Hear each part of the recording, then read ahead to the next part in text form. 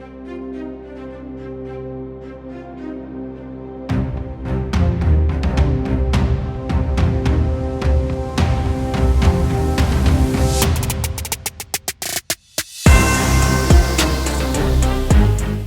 for tuning in to the Football Talk Squadron. I'm Dutch. And I'm Pops. Pops is sporting the down and out Bears. Tried and true, At least, baby. You're true to it. I feel bad. I sort of thought that they would come out and have a better showing against the Niners, if not possibly win, just based upon the Niners played the week prior. And dude, that first half, I saw a stat that it was. I just know the Bears had 2 yards in the first half when they compared stats. And I know I took a screenshot at some point that Caleb Williams had like 27 yards passing through the first half. Mm-hmm. I hope you didn't have to watch too much of that game. Yeah, and like the thing about it was for me, we saw what happened against Detroit. I mean, we had a chance to win that game against Detroit, and then now here we are, a week later, just absolutely getting blown out. And that first half was just absolutely terrible. And dude, I look at it and I know that Eberflus got canned, but I mean the defense looked lost out there without him calling it. Whether you agree or disagree with how he was as a head coach, I thought he was, in terms of what that team was, before he got on the staff and where the direction it was heading. I mean, I've got mixed reviews. It's apparent that he didn't take accountability. I mean, you saw after that loss to I can't remember who it was. It might have been just that last game against Detroit. Jalen Johnson blew up in the locker room. That's already came out and been talked about. So apparently he didn't take Eberflus didn't take accountability for his mistakes and his shortcomings. But dude, just last week they came out and laid an egg, and after all the trash talking that things were better, it sure didn't look any better. So that's my soapbox about it. Well, so much of the hope of getting Belichick. Yeah. I was sitting back and I thought about it, and I think the reason he probably ended up going to UNC was it's the only place that he could go that he'd have total control. I don't think any NFL franchise was going to hand him the reins that he wanted, but college gives him that ability.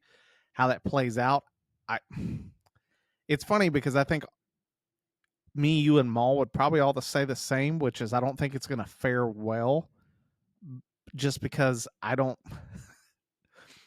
think he's ready to deal with like a college, even though he's dating one. Yeah.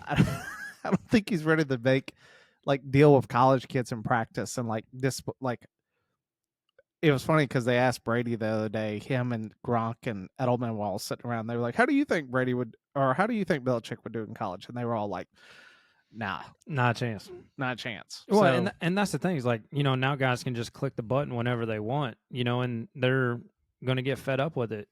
I think it's cool in the regards of, Belichick bringing it full circle. That's where his dad coached at. And, they're showing the pictures of him and Tar Heel Blue and all that stuff. So, I mean, it is cool to close the loop on your life. But, yeah, I don't see it being any better than Mac Brown. Mac Brown at least understood the college landscape, and then decided to step down. But dude, I don't think it's going to be a good experiment. I don't see them being a good team. But the only thing that I will give them a possible edge to is something that he said that I found eerily similar to college basketball, which he was like, he goes, if you want to be a part of a pro avenue, come here. Yeah. It's like, we're going to make it to where this is an NFL style. And if you want to get into a pipeline, which I think with the transfer portal, there is a possibility. I don't know in terms of the overall success. I told them all this when Lincoln Riley went to USC, is that you really need a good first year. If he can go into the ACC, which the ACC, in my opinion, outside of Clemson, it's sort of hot garbage, and even Clemson's hot garbage. mm-hmm. If he can go in and, who knows, compete for an ACC title or win an ACC title year one, there's a possibility that he could attract those guys in the portal to come. And if you can do like, hey, you come here, give me one good year, I'm going to make you into a first round pick. I think guys go play for him. Like, Yeah. if he could prove that draft picks are happening, that would be something. Well, I mean, just I look do at have a the just look at the difference between him and Dion. Or excuse me, year one and year two with Dion. I mean, he's got more. He's flip flop the win loss category. For that team out there right now. So, I mean, it's going to be a fun experiment. They brought in Michael Lombardi as well, which I'm real curious. You've got an NFL GM as well too, on top of Bill being a GM. Like, I'm really interested to see like this is starting the minor leagues to the NFL just in college. The only issue with Colorado in this scenario is yes, Dion will produce Shador this year and Travis Hunter, but outside of that, Who you got? yeah, I don't see first round talent on that roster. They didn't. I get last year was his first year. They'll have some guys this year, but there's no one like in the helm right now that I'm like, oh, next year that's going to be this rock star guy that everyone's looking at. We knew who they had going into Colorado. It'll be interesting to see if Dion can make that leap, but we'll save that for the college episode.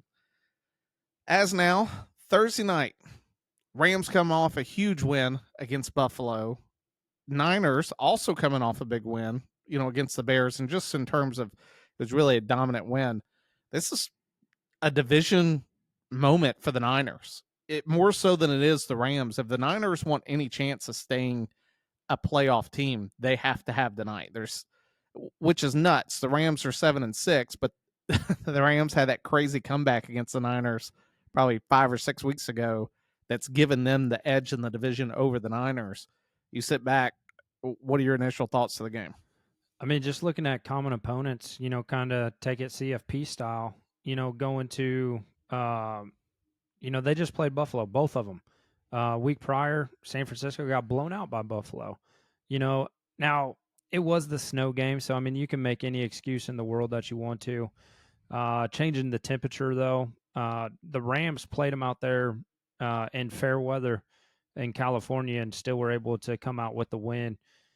With the guys healthy on that offense with Kyron Williams in the backfield, Puka, Cooper, I mean, you've got the first ballot Hall of Famer that's still showing that he is not slowing down as long as you don't get to him. When Matt Stafford's got the time in the pocket, he'll just slice you up, and it's still showing apparent. I like the Rams in this game. Just they're getting that momentum. I think that they've been lacking earlier in the season. I mean, don't forget they lost to the Bears, but here we are now, week 15, and they beat the Buffalo Bills. So I'll take the Rams in this game. I do like I like the upset. I just don't think that San Francisco battling their injuries are going to be able to overcome this division matchup, in my opinion. I like Big Cat's rankings. I know we always send them back and forth. He had him as lurking, and I was Yeah.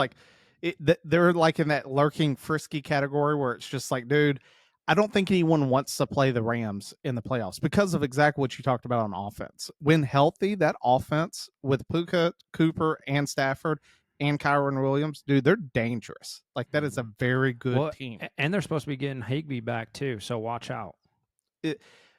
If anything, it exposed more how how much of an Achilles heel Buffalo's defense is. Like, we've known about the run defense, but against really good wide receivers, the only thing I prelude to this is that if Buffalo was to get home field advantage, meet the Chiefs again, it's just one of those ones that this is how Buffalo loses. This is why Buffalo loses. Like, Josh Allen's playing at MVP level. There is Yep. no question about that. I'd argue he's probably playing the best in the league right now, even better than Mahomes. And I mean, the dude had But if that 6 defense is touchdowns. not there, Yeah, he had 6 touchdowns last week, and they still lost. Like, what are we talking about here? yeah, for sure. So yeah, I'll take the Rams as well. They're -3. And I don't think we're giving enough credit to their defense either. I mean, Jared Verse, he's playing really well for. I would, and in my opinion, he's in the category for defensive rookie of the year. Uh, he's not to the level that Micah was when he came out, but I mean, he's wreaking havoc for the Rams. Out there on the edge, and he's able to be getting home. And I think that's the thing. The Bears did not confuse Purdy at all last week, and I mean it showed. I think he only dropped 2 passes all the way through halftime. I mean, he was just throwing lights out, and I think if the Rams are able to do that tonight, Purdy's going to have to beat this team because they don't have C-Mac, they don't have Jordan Mason. I mean, they're on running back number 3, and then now you got to make Purdy try to beat you with his arm. So I will give him credit. He's playing better than he has, from the beginning of the season and even some of it last year, just all of the cumulative experience over the years. Purdy's playing pretty decent at football, but I think this defense will be able to confuse them tonight. I really like the rookie as well. Next to first, Braden Fisk out of Florida State as well. Both of those guys. You look at the Rams first round and you go, they nailed it on the defensive side of the football for losing Aaron Donald the previous year. Going into Sunday, first game, Chiefs, Browns, Kansas City's -4.5. Jameis got his prayers answered. Stop throwing pick sixes, but he did throw an interception. Yeah. He's still throwing picks. Gotta pray more specifically if you want their prayers answered. That checks. The Chiefs, on the other hand, I sent you the text when that doink happened. I was like, if that's not the perfect description of the Chiefs season, that a play that was so close it just went into their favor for the victory. Mm-hmm. Yes, they're sitting 12-1, but you look back, the Panthers, who are playing a lot better now, the Ravens, the Falcons, Denver. You can go down the list of the Raiders, all these teams that had the Chiefs in a bullseye, had them, kill shot. It's time to be done. Couldn't clinch it. I don't see that out of the Browns this weekend. I've been wrong about the Browns before. It's mainly because of Spag on the Chiefs defense. I don't like him against Winston. You have that and Pacheco being back. The only salvation to the Browns is that Myles Garrett can wreck shop. That's about it. Do you have anything different? Yeah, on that? I mean, no, I love Jameis. I love the pregame, the post games, interviews. It's been a great, very influential for positive attitudes. And shout out to Jesus Christ. But, dude, I just don't think the Browns have it. Like, I mean, they haven't had it since they got the Deshaun Watson contract, and it's just continuing, man. They're on a downhill where, Stefanski wins Coach of the Year last year and on the verge of getting fired this year. Like, I just don't understand, the logic of how a team could regress so much, even with all their players back. I mean, they've got Chubb. I know that they lost Cooper to a trade, but they brought in Judy. Still got Njoku. Njoku's playing really good football. I think it gets swept under the rug, but I've got him on my fantasy team. And, I mean, he's putting up almost 15, 20 points a game. Well, Judy's leading the league right now for the past 4 weeks of the season. Correct. And, I mean, they're just not able – maybe it's Schwartz's defense. I mean, you would think with Myles Garrett out there, all you got to do is triple team them and, they're you pretty much beat the Cleveland's defense is what it seems like in my opinion. What is your opinion on Jameis going? If you're the Browns, you're sitting there with a top 10 pick next year. Is it Jameis's team going forward? Do you try to go get a quarterback? What do you think the Browns should do, dude, in the offseason? Tell me a quarterback that needs to go in that first round, and I just don't know what quarterback. I mean, maybe Shador, but Shador's going to go higher in my opinion, unless the Browns just absolutely tank the rest of the season. I do like Jameis hanging around because you're not going to get rid of Deshaun because you're going to eat that $72 million a season. I mean, I see this as an opportunity for Jameis to be a mentor. I mean, let's look at the stats. I mean, he's still throwing. It's the Buccaneers, Jameis Winston, where he's throwing 300 yards a game, 3 touchdowns, but 4 interceptions.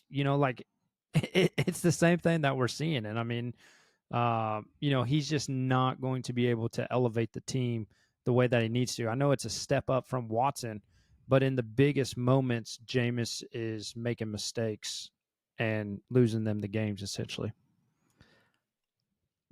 I just go back to the draft that we did this previous year, especially at the position of quarterback. There's not anybody we always joke that when Carson Beck throws another pick, we're like, that's the next quarterback of the Cleveland Browns if I've ever seen one. For me, it's about improving the offensive line, improving the defensive line. I get that Garrett's there, but if you can get another defensive tackle, you can pair up guys that make things better. Like the run game really hasn't been there for Cleveland this year. Correct. You got to be able to invest in offensive line. That's not anything against Chubb. I just think it's more offensive line than anything else. Yeah, because I mean, even Jerome Ford, I think, Yeah. even he's not able to run the ball. So you sit back and you look at that from the Browns standpoint. Yes, Winston is probably going to cost you some games. Is he better than Watson? Without a doubt. If he had the reins coming out of the gate, who knows how the Browns season goes? They're in a position now where you wonder how many guys are actually going out there laying it all in line compared to, hey, I'm going to make a business decision. I'm trying to play next year. That's the tough part with 4 games ago. Just laying down like Favre did. Dude, oh my gosh, what a I couldn't. That poor old man.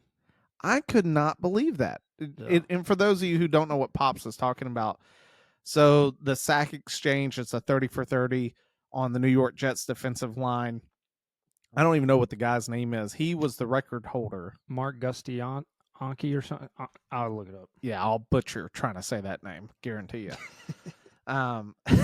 He had the NFL sack record for almost 20 years up until Favre took a dive, according to him, against Strahan in the last game of the season in the fourth quarter to give Strahan Gastineau. That's what Gastineau it to was. give him the record. Now that record has since been broken by TJ Watt. TJ Watt now owns the record. But there's a signing, and it's not even fans. It's just like athletes going back signing all this stuff. And he goes back and like, Favre's like, hey man, how's it going? And the dude's like, you ruined my life. Like, you hurt me, Brett. Yeah, you took a dive. He's like, you know how much money and it's really like how much money he would make if he was still the sack leader, which I find humorous because he's not anymore. I get that he missed out on 20 years or something, but it's one of those ones that I sit back and I'm like, hey man, if you want to put on pads again and go get the record, go for it. Like, if not, just dude, kick rocks, man. Grow up. Growing up. Bengals, Titans. Stop robbing professional people's houses when they're playing in football games. Check. Like, did you see the clip from Tua? Dude, the Wolfman must have gotten out of jail. Like, now he's robbing quarterbacks. Yeah. Did you see the clip of Tua today? No. Tua was like, hey, my house is armed. Like, when I'm not home, there's people watching the outside and the inside. They're armed. So I think twice. Nice. Which, good for him. Yeah. I feel bad for Burrow. You can tell he was frustrated about it. Well, and then it got leaked that he's dating some supermodel. You can't tell me she's employed by you, dog. Let's be honest.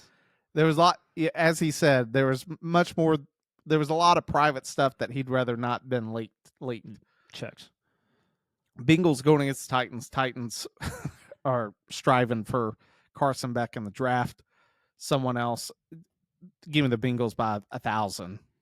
Give me Jamar Chase to put up at least another 100 yards and 2 touchdowns in this game since he's -5. I don't like anything about Tennessee. Dude, without looking right now, do you know how many passing yards Joe Burrow has? It's over 4,000. I'd be. It's right at. He's got like 3,700 yards, and the next closest is I think Josh Allen at 3,200. And it's just like if he was playing with a defense, like he'd be at the top of the MVP board, but nobody's talking about it. I think Joe Burrow is exactly who we've always wanted Burrow to play like. He just has never been healthy enough to put together 2 consecutive full seasons, and we're seeing it this year. I think the stat, he's got 3,700 yards, 34 touchdowns, what I think is leading, and then 6 interceptions. I mean, the guy's playing unreal football right now, and I know most of that love is going to Jamar Chase. Like, I thought about this scenario the other day. Those two could line up in some weird wildcat formation like we used to do in the schoolyard, and everybody could be chasing after Joe, and he would still find a way to get Jamar Chase the ball, and they would beat 5-on-2. They would win, and like I think it's so sad that his talent is being wasted like that because they're not putting money into a defense to try to build that around him. You're correct. And that's where I fear for them in the offseason. I think they want to pay T. Higgins too. Yeah. And the issue is that you just can't. You can't tie up that much money in 3 players all on offense and not expect repercussions on the defense. They you know, Hendrickson is a great defensive end. But outside of him, it's like you look at the defense, it's like I don't the only guy I know is Jordan Battle, and that's because he played for Alabama. Mm-hmm. And heads up, he wasn't like he's a good safety, but he was not this Ed Reed coming out of college. Like he had his flaws coming out of college. He's not the best safety in the world. You look at that defense and you're 100%. Like if they had played 20-30% better, the Bengals are not 5-8, they're 8-5. Mm-hmm. They struggled against Dallas. Dallas has a backup quarterback. Yeah. Like, which not to throw stones, but it's like, how is Dallas looking good and Chicago's looking so bad? Like, dude, come on. I almost sent you that during the game. I was like, nah, I ain't gonna kick him when he's down. Like, how's it feel watching the Cowboys, move the ball like you only wish the Bears could? It's frustrating, and it's not so much how Dallas is good. You look at the last 2 weeks, Bengals, Giants, it's like they're just playing bad football teams. The Bengals won because the Cowboys didn't understand the rules of after you block a punt. And then just that was a Leon Let. It wasn't as bad as Leon Let, but it was close. A lot of people forget that old one. But yeah, give me the Bengals. Next game up, Commanders Saints. Commanders -7.5. I feel like a few weeks ago we were sitting back going, man, Jaden Daniels and them are rocking out, and then it's gotten real quiet since they lost to Dallas. For sure. What are your thoughts on this game? I don't even know if Carr's playing. I know he got hurt last week.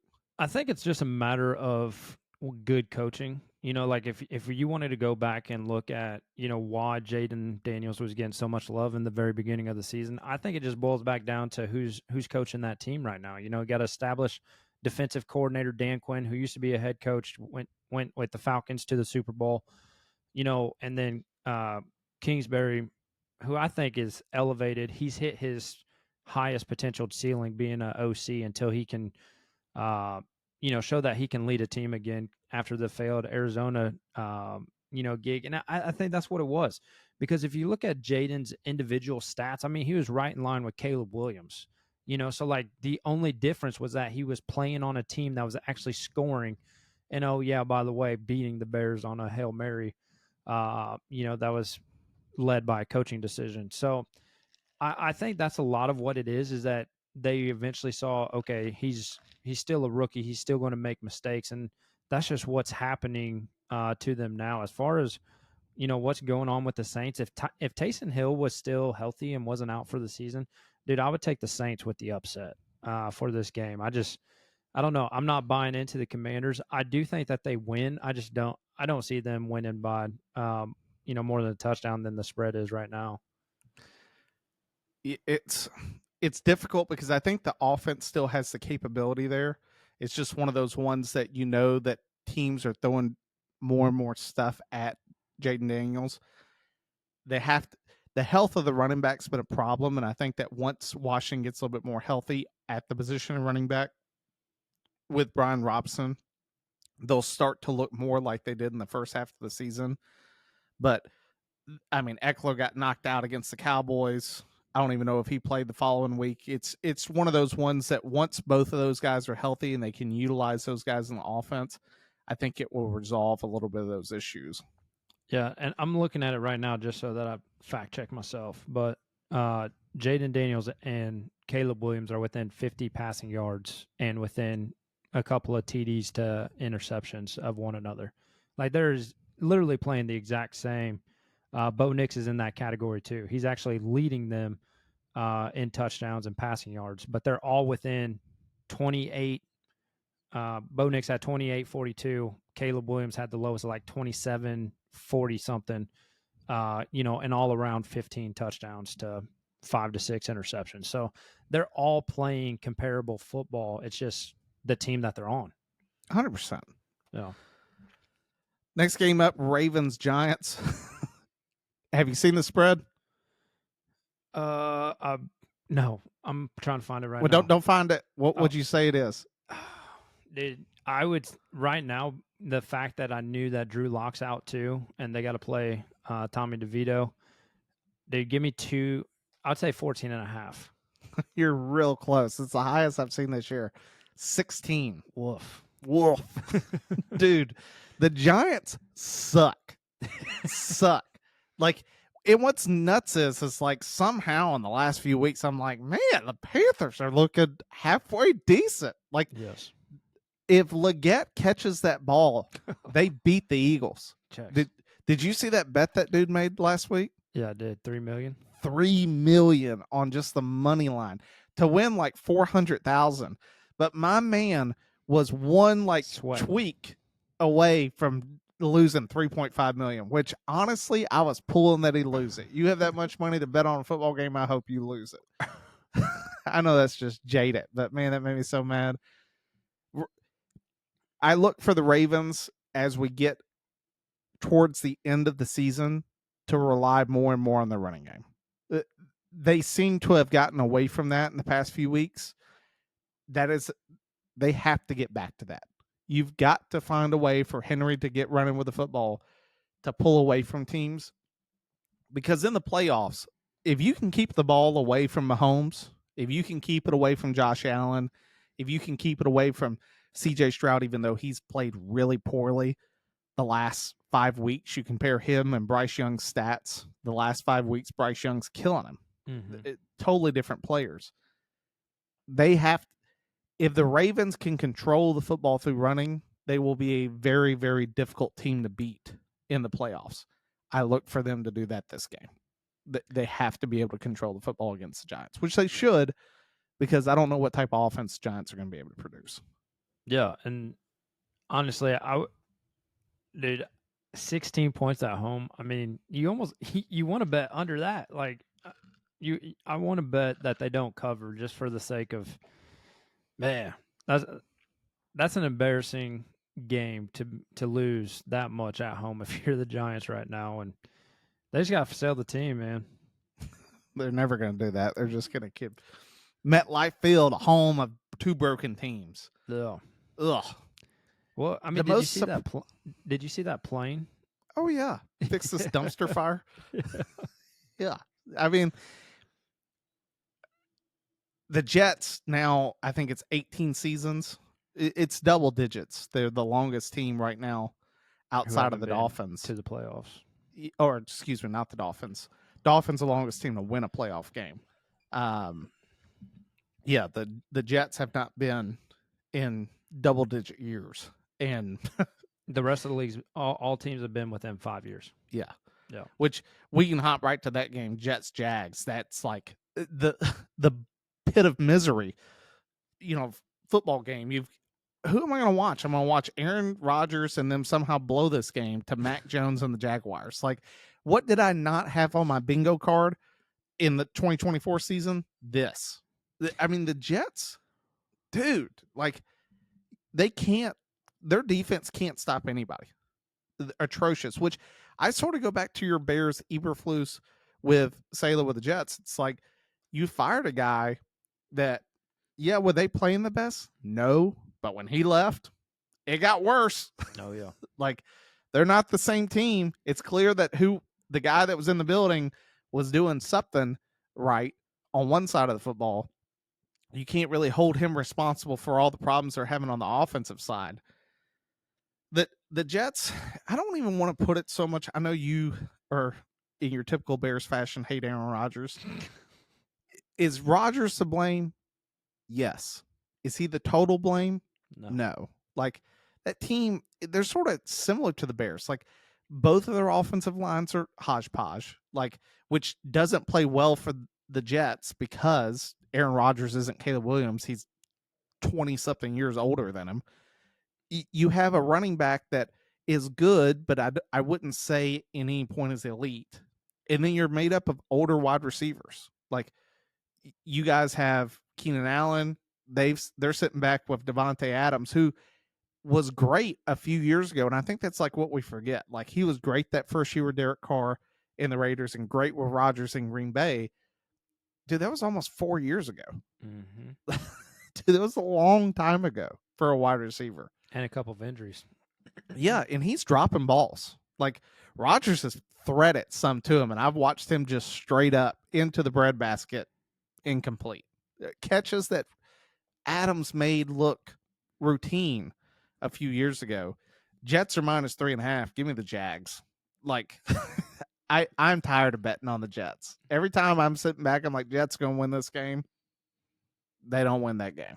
So I'll take Matt Jones to somehow pull off a shocker. There it is.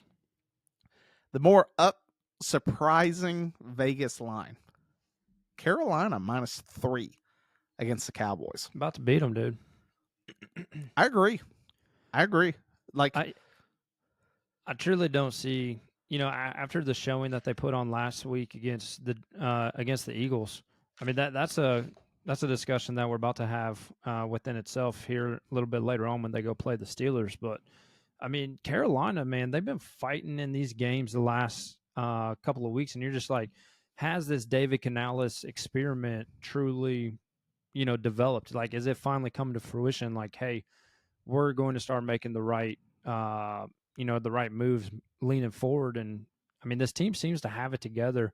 The only thing that they're going to be doing is, pulling the upsets here towards the end of the season. Cowboys are already out of it. The only team that they've got 2 division games at the end of the season. They have the chance to ruin either the Bucs or the Falcons season here at the end of the season, and I'll be pulling for that. the Cowboys, excuse me, I'm getting choked up thinking about Dallas getting knocked out of the playoffs again. They lost Overshown, who had really played well for them at the position of linebacker, especially getting after the quarterback. The Panthers, in my opinion, how they've changed. Yes, Bryce has played a ton better. I think that really comes on the back of Chuba Hubbard. Like Chuba has really played well since Bryce has been given the helm again. They've ran the ball very, very well the last few weeks, and it's made it easier on Bryce. Now, Bryce has looked amazing. Like he has gotten that line's still bad. He has gotten away from some guys and then just thrown a dime down the field. The lack of turnovers has really helped them. For them to beat the Cowboys, they can't let Micah Parsons dictate the game. They have to run the football. They have to make it so Bryce isn't running for his life. If they can do those things, they have a great chance, a really good chance of winning this game. Big game for both of these teams. Miami, Houston. Miami is an underdog by 3 going into Houston. Miami really needs the game. They need to win out. They have to win out to really remain into the AFC. And this is really a big game for them because this is a team that's trying to win the AFC South, really has a roadmap to win at 8-5. I would say that Houston would have to blow it down the stretch to lose that division. What are your thoughts, Tua against Stroud Sunday at 1? Yeah, I mean, I think the part that we're not talking about is the way that Tua has been playing since he came back. I mean, I think he single-handedly re-energized his team, but I think there was a stat floating around. He hasn't been turning the ball over, and I think he's like 15 touchdowns to 1 interception since he's came back. I mean, just playing out of his mind right now. I mean, it's truly it's his game to lose, in my opinion. We've been able to. I chalk it up to what we're seeing this year with C.J. Stroud as he has hit the sophomore slump. Now, you could say, hey, he lost Collins, he lost Tank Dell for a little while, he lost Diggs.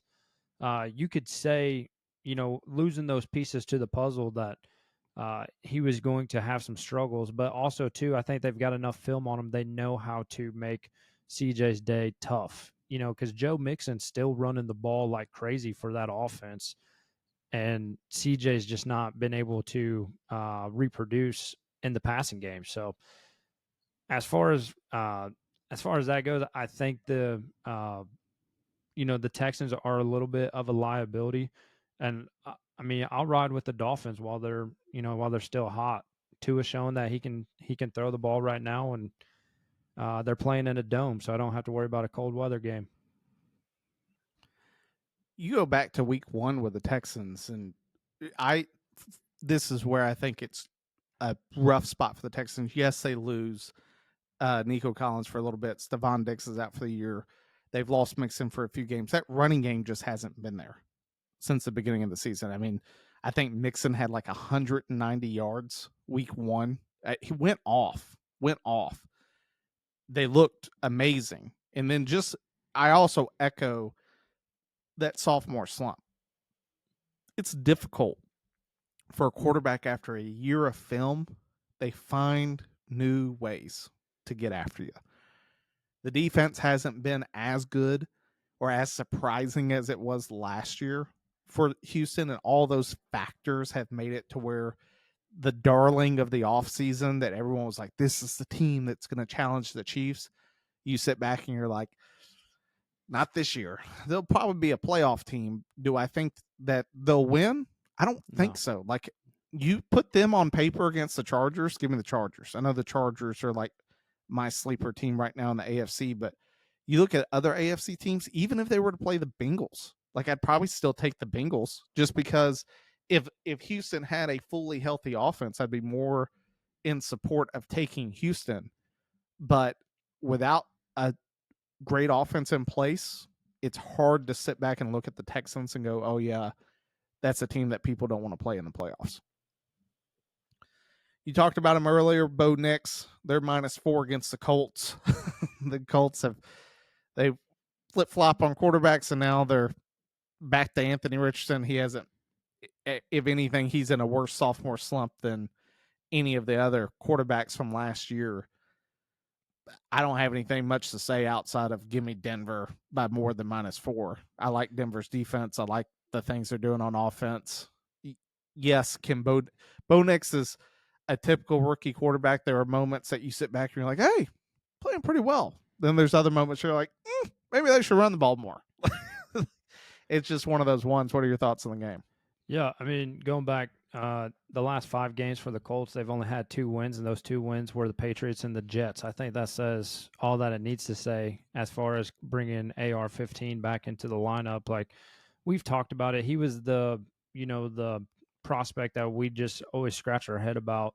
Obviously, you got a rocket for an arm, but it doesn't work if you can't hit the broadside of a barn. So, uh, as far as Bo Nix, I think Sean Payton, he's found a guy that he can help lead to success. Because I mean, him and Cortland Sutton right now, there's some stat going around about their duo for the season. Just how good that matchup's been all year between those two. But I think Sean Payton's finally finding a groove that we didn't think he was going to find. I mean, just last year we were talking about him being fired, and then this year, they could be fighting, for a playoff spot.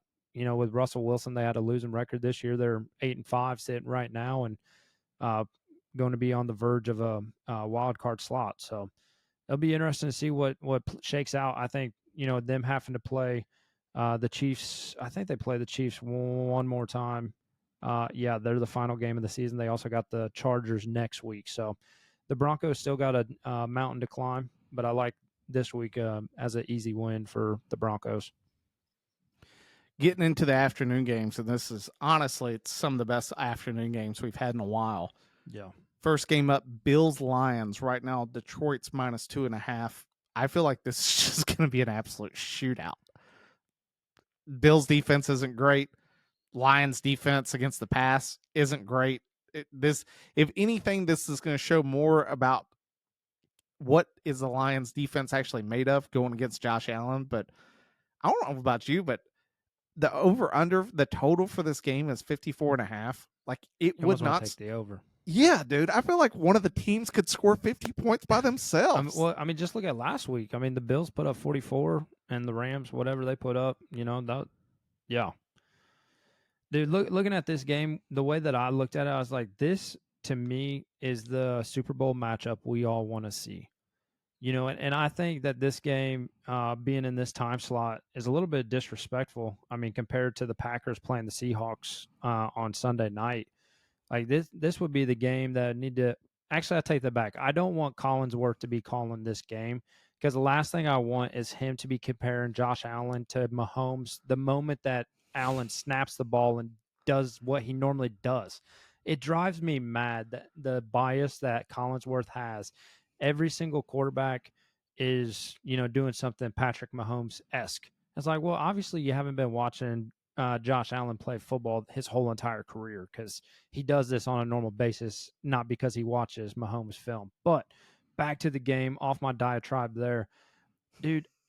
I think it's going to boil down to Jared Goff's play. If Jared Goff holds on to the football and doesn't make his stupid turnovers, which he's been great this season, but outside Jared of that Goff, Texans game. yeah, checks. But Jared Goff, in my opinion, is the catalyst in this game because Josh Allen's still going to do Josh Allen things. We'll see what happens as far as the secondaries on both sides of the ball. But the thing that Buffalo doesn't have is the run game. Detroit has a 1-2 punch, and they will punch you in the mouth. And then guess what? You got to try to block, or you got to try to lock up Amon Ra. And then if you do that, then you got Jameson. So, dude, give me the Lions. They're at home. It's loud. And the fact that Josh Allen has to do this single handedly, I don't see the Bills winning this game. But I think this is going to be the game where I'm not getting off the couch, and, my wife's probably going to hate me for it, but it is what it is. I felt really good last week on the solo episode. I was like, one guy for the Lions that's been sort of this hidden figure.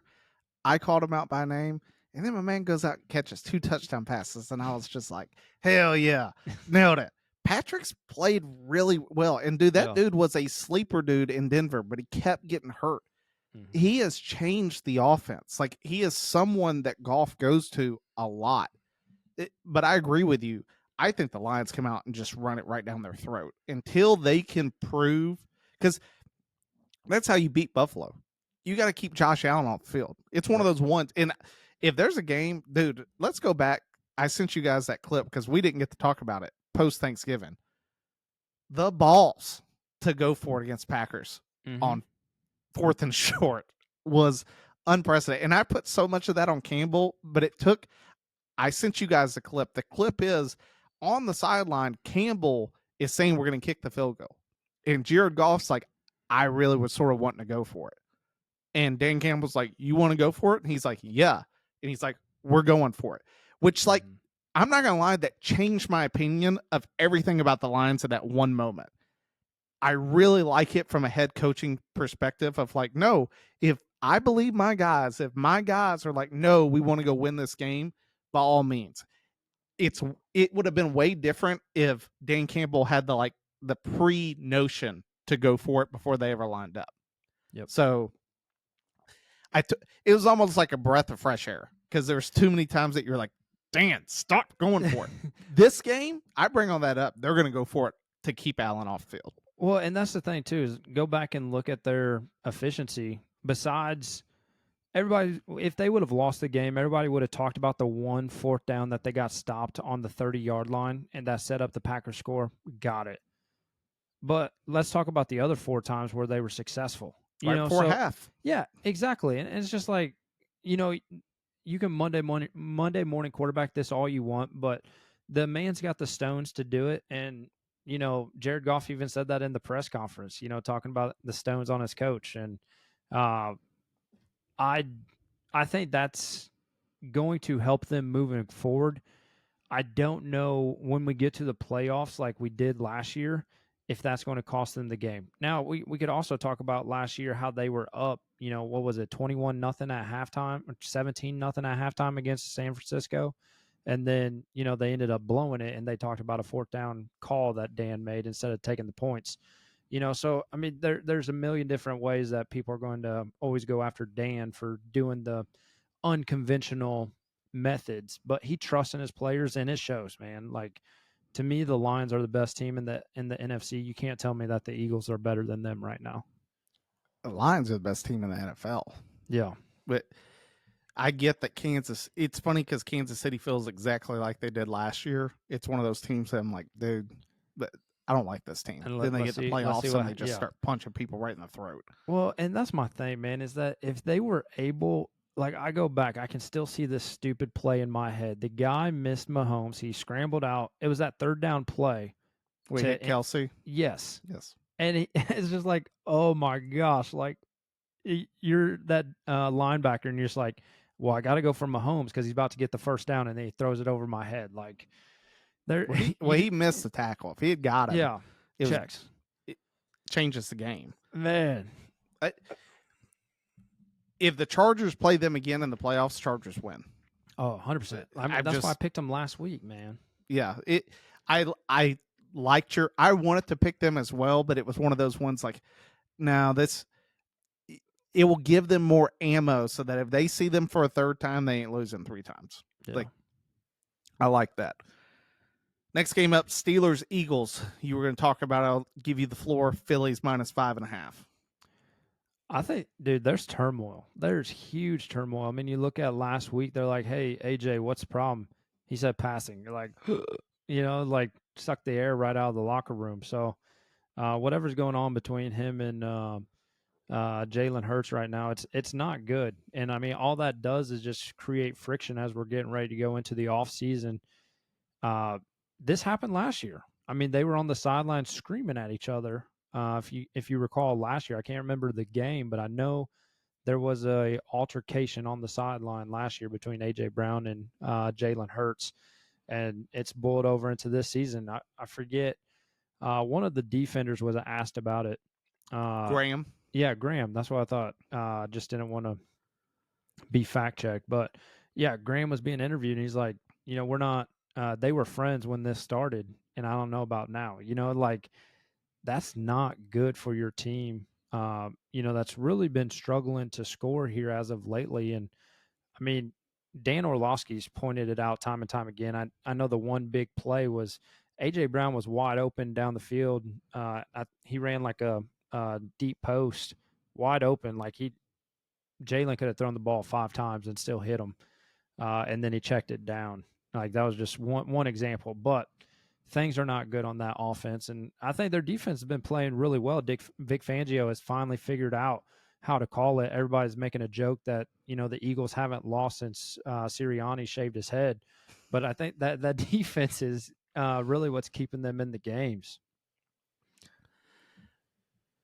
The sad part is for Philly is you want to look at AJ Brown and be like, hey, guess what?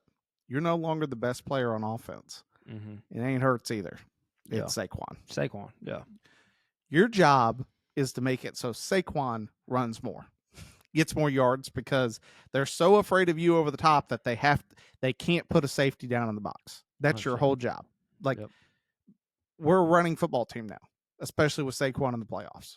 You sit back and you look at it, Saquon's ridiculous. I mean, he's on track right now to break Eric Dickerson's record, which that was one of the funniest videos I sent you guys, is on Get Up. They were sitting there talking and they were like, oh, the Eagles will have clinched. They're not going to get the first round bye if the Lions continue to win out. After week 16, they'll sit all the starters. He's like, so just progress it to week 16.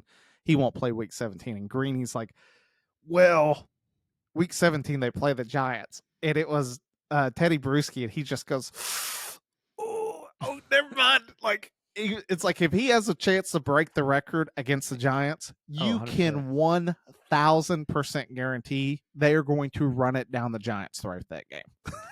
I mean, I can see both sides of the street, because what was it a couple of weeks ago? He wanted to give love to Gainwell because he was going to break the single game record or whatever it was. He's like, no, let Gainwell do it. So, I mean, hard telling, but I think personally that would be a hard pill to swallow. He broke it a few weeks later. Yeah, checks. It would be a hard pill to swallow, to get the single season record. Yeah, for sure, especially against your old team. Come on now. Which also, I will sit back and go, I remember Henry, they were talking about sitting him when it was close to 2,000 yards against the Texans. And they were like, why'd you play? And he's like, I don't care about the record. My Yeah. offensive line really cares. So they want to be able to sit back and be like, no, under us, a dude ran for 2,000 yards. Like, Mhm. that's a big deal. There's not many guys who have ever done it. So I sit back and I go, I think that even Saquon, even if he's like, I don't need to play, his offensive lines could be like, no, we want you to get this record, man. Like, it's it's forever. Like, it could be. Who knows when the next time someone will break it? You got to go get it. Fact. That's where I sit back and look at them. They got the Steelers, Phillies -5.5. You talk about the defense. That's the only issue to the Steelers. As you look, it's funny, the Eagles can't get wide receivers to shut up. The Steelers can't get wide receivers to stop fighting. Instead of fighting their own teammates, they're just fighting anybody on the defense. Pickens is like, you want these hands, you're going to get them. So much that Tomlin set him last week. Yeah. Like, Tomlin benched him because it was like, dude, you can't stop fighting. Like, this is not the Athens Police Department in Georgia. You like, you can't get away with whatever you want to do. You got to stop this. The Steelers, outside of Pickens, though, it showed up last week. They just didn't look great on all. I get the Steelers are 10-3, but it's one of those. I think Maul or you said it. This is typical Steelers. It's like they're a good team. They'll go to the playoffs, but at no point are you sitting back going, Steelers are going to win the AFC. No one believes that in the least. So they won't be good enough to win the Super Bowl, and they're not going to be bad enough to get anybody good in the draft, like to get a high caliber prospect. They'll still find somebody, but who do you like in the game? You like Steelers or Eagles? I'm looking back right now. They beat. Here's the thing. They beat Baltimore on 6 field goals. That was 4 weeks ago. Then they lost to Cleveland. Then they beat Cincinnati, who doesn't have a defense, and then they beat Cleveland. I I like the Eagles, in my opinion. I don't know whatever's going on between Jalen and AJ. I think with Saquon, they're able to get over that. And I mean, they still got Dallas Goddard. They still got Devontae Smith. Like, there are weapons on that offense that you still have to guard if TJ Watt is not able to get to Jalen Hurts. Like, period. Dot. I mean, I know Cam Hayward's still playing really good ball for as old as he is right now too, but Joey Porter Jr. is going to have his work cut out for him out there on the island, and I'm going to take Philly just because Pittsburgh, that offense, yeah, just like you said, like their inability to score touchdowns is alarming. And I again, it boils back down to I don't know what black magic the Chiefs and Mike Tomlin have, but they find these ways to continue winning games, and uh, I don't see it this weekend against a team like Philly. Next game up, New England, Arizona. Right now, Arizona's -6. There's some rumors out there that Mayo's coaching for his job. Do you find that to be true or not? I don't know. I mean, it's year one, man. There's no way that you're going to can a guy after year one. Like, unless the team is absolutely like, this guy is not the fit. Uh, yeah, I don't see this happening. I mean, there's so many issues that's wrong with the team, and I think Kraft should have known this from the beginning. Obviously, he's too busy getting massages with Deshaun. Question: do you think Belichick purposely destroyed this team before leaving? Dude, I said that earlier in the season. I 100% like Bill Belichick saw the writing on the wall as soon as Tom left, and he just started making moves left and right that just you questioned, and here we are now, and we're just I 100% think that Belichick waited until Robert finally had enough, and that was the damage that he did. It's hard to argue against just based upon how bad the team is. Like, Yeah. which Brady resolved so many issues for him being on offense. It helped pull different guys in. We've known that about Belichick. He's not a big draft guy. I still remember they like, here's the draft room, and it was this dog sitting in the chair. Like, Belichick didn't believe in it. Why? Because he was like, I'll go trade a second or first round pick for a guy that I know's really good. Like, I'm not going to take a risk. Once Brady left, no one was wanting to come to New England. So they were having to take guys, and their draft history of wide receivers in the first round is atrocious. It's worse than the Cleveland Browns picking guys. Like, terrible. So Drake May doesn't look halfway bad. He has some moments that you show some promise. The issue is that offense. Who's he got? Like no one. Exactly. They're not going to resolve that next year in the draft. There's a lot of different problems that they got to fix. Give me Arizona in the game. I just the Cardinals aren't a bad football team. They're sitting there at 6-7. I feel like they're not as bad as you may think with that record. They're not a bad football team. They're competitive in the NFC West. They've shown up against good teams and played them well. I like the Cardinals in the game. Yeah, and that's the thing that's been ticking me off with the Arizona Cardinals because I picked them to beat the Seahawks last week, and then they showed up and laid an egg. Like the inconsistency between this team, like I don't know if it's the inability to develop the chemistry with Marvin Harrison Jr. or if we're just finally seeing that Marvin Harrison Jr. was just not that good. Like he was the only option, coming out of Ohio State as the number one guy. Like, I don't know. I feel like he's been underutilized in his role out there. And I don't know if it's because he's just not getting the separation. I mean, he's not their top receiver right now. And I mean, Kyler's throwing the ball pretty well right now with 3,000 yards. And, James Conner runs the ball pretty well. But it just seems like for who we thought MHJ was coming out of college, that just has not translated well at all into the pros. I will defend Harrison Jr. on this in terms of this, and I think you'll agree with me. Is he Jordan or JJ or Jamar Chase or these guys? No. Would I put him in the same bracket as like Amari Cooper? Yeah. Like he's not this guy that it's just my man's going to take over a game, just be running away from everyone. Is he a guy that if I get it to him, he's going to catch the football? Yes. Like he's very good at that. He's a good receiver. The issue is this what happened? It happens so many times with the position of quarterback in the draft is you take this guy and you're expecting him to take over and fix all the team's problems because you took him in the top 10 picks of the draft. And I feel bad for Marvin Harrison because of that. Like, it's funny. He goes the first wide receiver, but everyone is sitting back and they're like, look at what Neighbors is doing on the Giants. The Giants can't win a game. Yeah. Like, but he's still getting praise. He's looked at as this amazing receiver, which don't get me wrong, he's got really good talent. I think there's just a lot of expectations that were set unnecessarily high because he came out of Ohio State, because he was competing for a Heisman, all these different factors going the first wide receiver off the board. You're expecting him to be a JJ, to be a Chase. And it's like, that was never who he was. Like he never had elite speed at Ohio State. Don't get me wrong. He looked good against teams like Marshall and other schools, but it wasn't this like guy that was just transformational.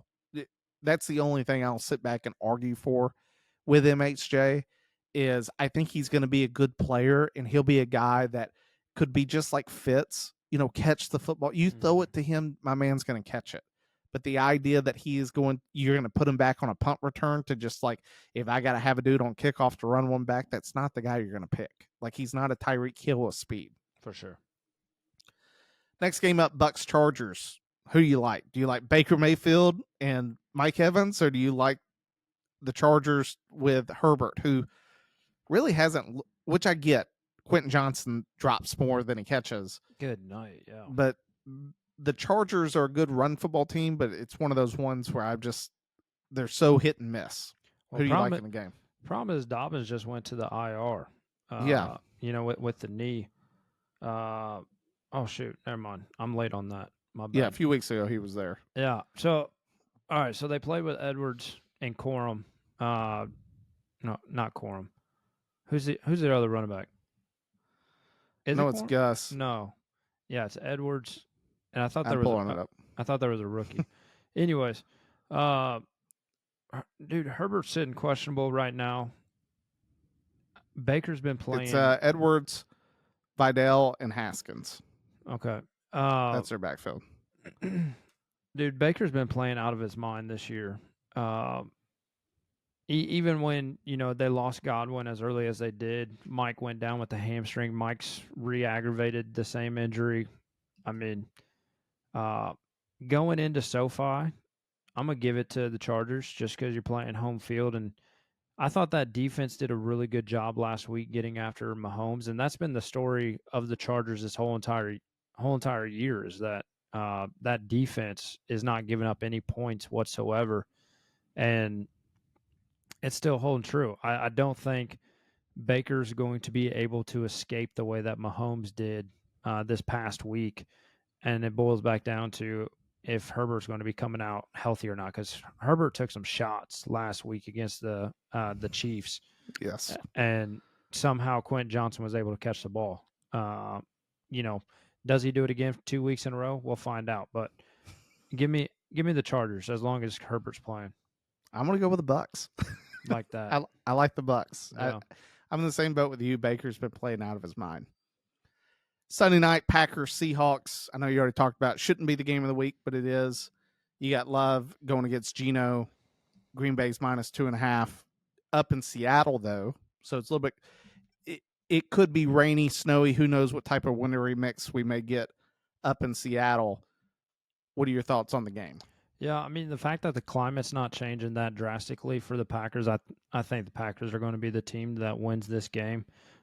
Just again, we've talked about inconsistency out of the NFC West, and again, here's another team that Geno, uh, you know, game in and game out has done some really really great things, thrown for 300 yards, but then also you'll see him just make the dumbest decisions with the ball, and it ends up costing the team. It turns it over, or, misses an open look, and it's just tough, man. I think McDonald's done a really good job in his first year based on where they're at. Getting ready to potentially be or still fighting for that matter to be a wild card team, but the Packers, I think, just have too many weapons on offense. They almost beat the Lions last week, and they're playing really good football right now as we close out the rest of the season.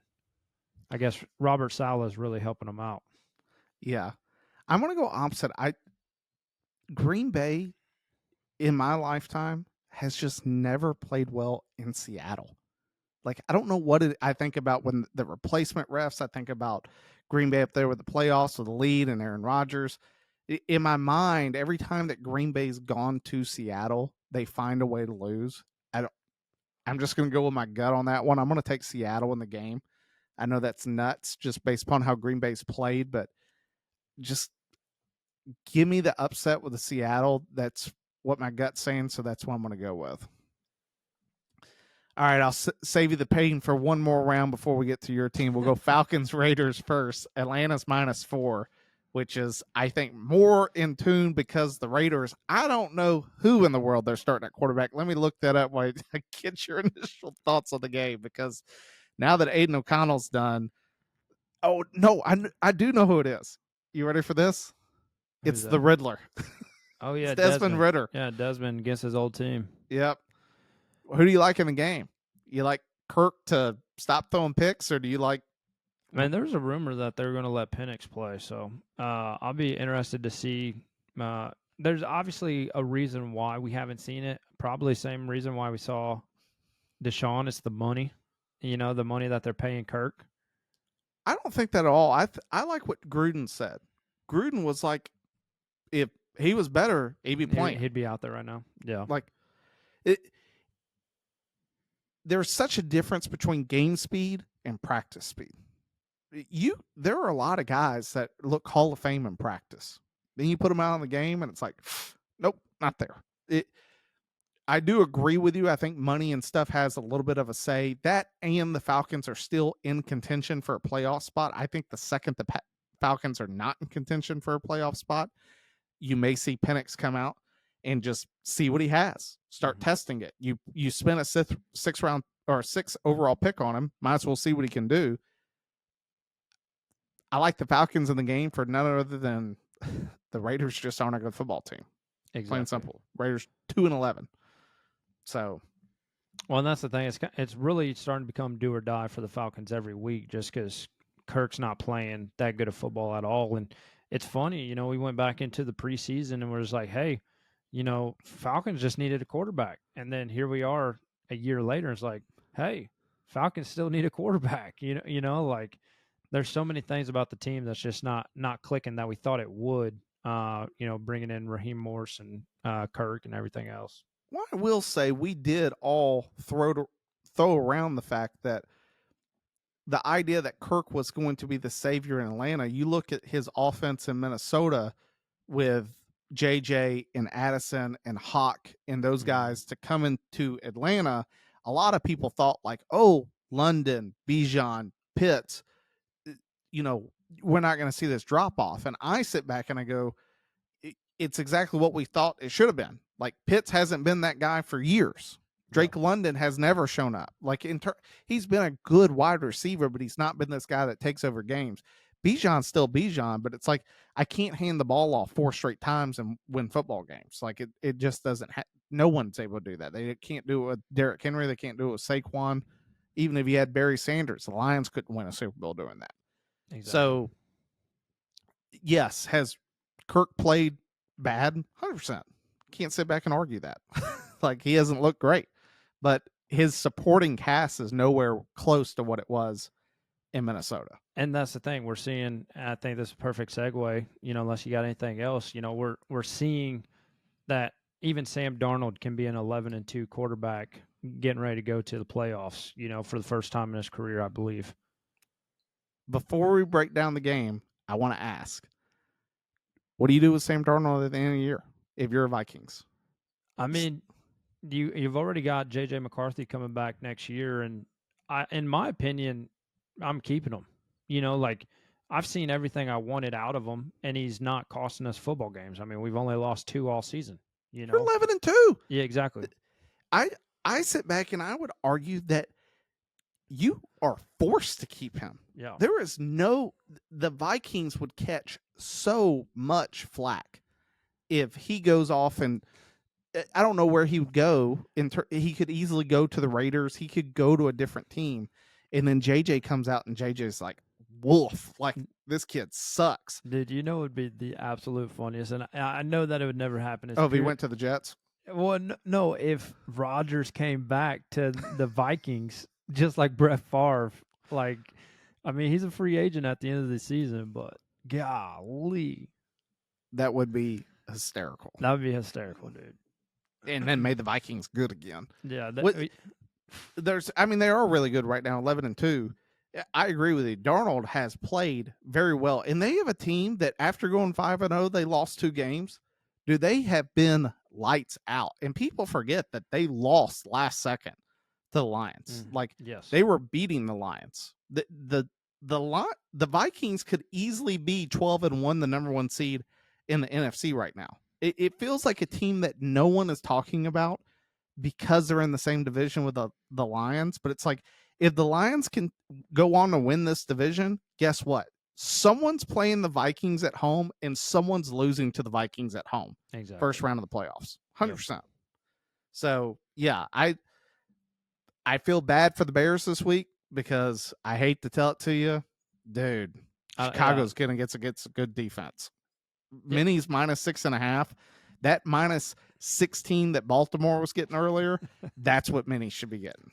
Yeah, I mean, based on what we saw last week, I don't disagree at all. And, this kind of brings back the discussion that we've always had about, when you elevate a coordinator to the head coach position, you tend to see, like, is there too much responsibility for them to cover?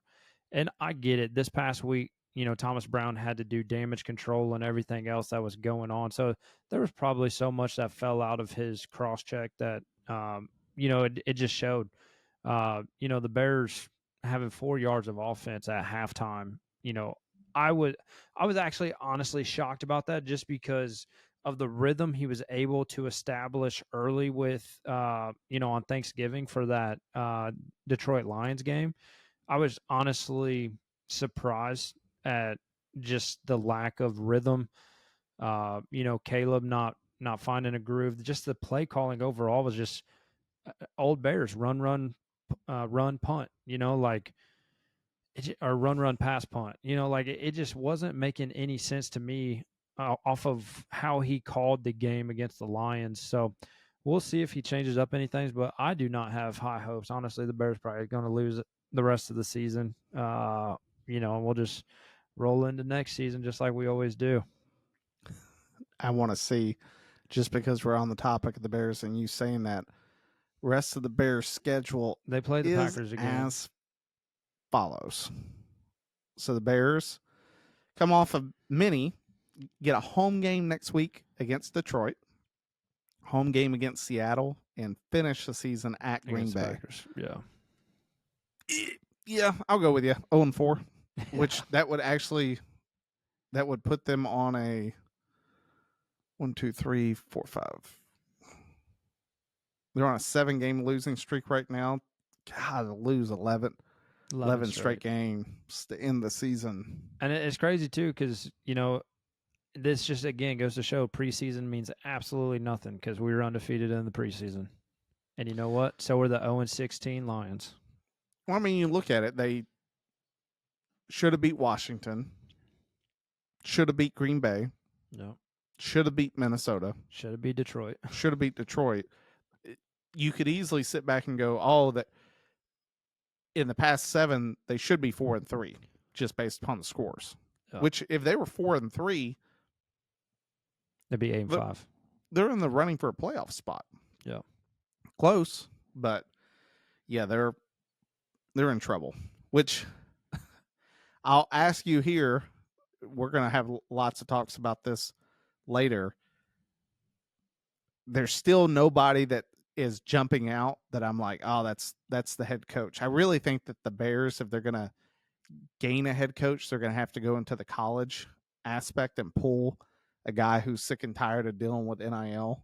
Like, I'm not sure if you saw, he's becoming the offensive coordinator for Florida State, but Gus Malzahn gave up $15 million a year at UCF to go to Florida State for $1.5 million a year.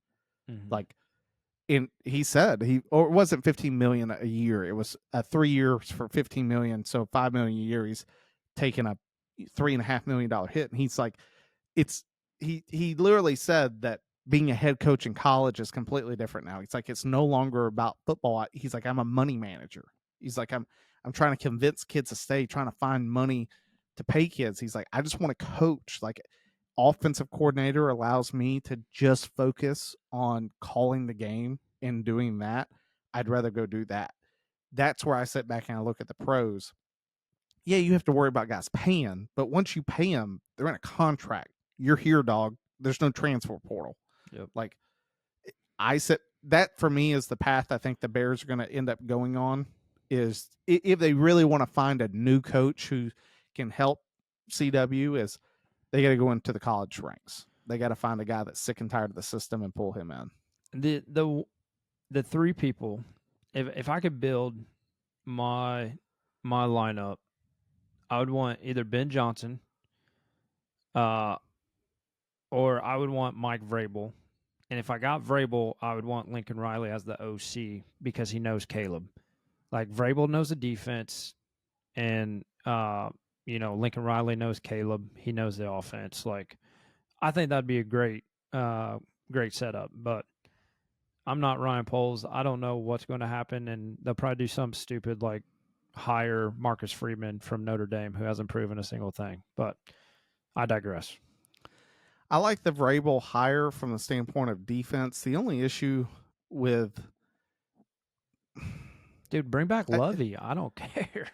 Well, I will give Vrabel credit. Like, it's one of those ones that we sit back and we're like, oh man, you stuck with Tannehill too long. And it's like, dude, he got him into, like, they were a game away from Super Bowl. Like, they took the Titans team that without him has looked awful. Yeah. And made them into a playoff team, a good team. Like, took the Chiefs for everything they wanted in a playoff game. You have to be able to respect that. The only thing I sit back and look with him is it's really not about the head coach in this position, which I agree. I think we've said multiple times, it's really who they hire as an offensive coordinator. Mm-hmm. You have to find someone, and I think Lincoln Riley is the perfect fit. that is able, who knows CW, knows his talents, knows what he's able to do, and builds an offense around him that allows him to succeed. Now, on the other side, you got to have Ryan Poles and them get offensive linemen, go out and fix other problems around CW. You have your quarterback. Like, I'm not. Did you see that piece with Saban and McAfee talking about the Dolphins? Yeah. I Like thought it you was a got no great point. yeah, you got to know your roster. Yes, like Saban, if you didn't see the clip, was like, I went to a Miami team that was 4-12 the year prior, oldest team in the league, gave away all their draft picks for Ricky Williams. It were in cap hell, and he took it over. And they were like, well, did you know that going in? He's like, yeah, I was just stupid. He literally said, he used a different word, but he said Yeah. they were just stupid. But he was like, he said with the Bears, because they asked him about it, he was like, you have your quarterback. He's like, they have a really talented kid. But if you're going to go take that job, you have to know the other pieces that you're missing and have a plan for attacking those. Because if you don't, then exactly what you've talked about happening is going to continue to happen. That here in about 3 years, they're going to be talking about getting rid of Caleb Williams and where do we go? Who's the next head coach? They got to figure it out. Well, and the thing that sucks about the team, on offense, the only guys that are really coming under contract are going to be the linemen. You got DJ Moore. You'll probably let Keenan walk in the offseason, but you got Rome, you got CW, you got Swift, you still got Komet. Like you've got all the skills are staying.